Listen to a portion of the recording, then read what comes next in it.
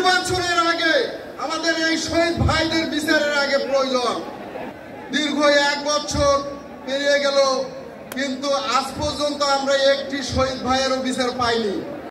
আমি আজকে এই সমাবেশে উপস্থিত হয়েছি শুধু একটি দাবি নিয়ে, সেটা 16 জুলাই যখন শহীদ আবু সাঈদ 2 হাত প্রসারিত করে পুলিশের সামনে যে জীবন দিয়েছিল, যে কারণে সেই কারণের বাস্তবতা কি আমরা আজকে পেয়েছি নাকি?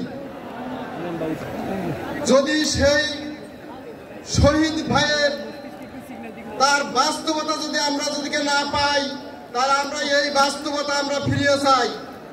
আর না হলে আমাদের এই শহীদ ভাইদেরকে আমরা ফিরিয়ে চাই, যে শহীদ ভাইয়ের রক্তের বিনিময় এই বাংলাদেশ জুলাই গণঅভ্যুত্থান 24-এ যে শহীদ হয়েছে, এই শহীদের রক্তের বিনিময় এই বাংলাদেশ আজকে যে আমরা এই সমাবেশে একত্রিত হয়েছি, গত 17 বছর এই ফ্যাসিবাদ সরকারের আমলে আমরা কি এরকম সমাবেশ করতে পারছি কিনা? যদি না পেরে থাকি, তাহলে আমাদের ভাইদের যে অগ্রাধিকার, যার জন্য এই বাংলাদেশে জীবন দিয়েছে, তার সেই অধিকার আমরা আজকে ফিরিয়ে চাই।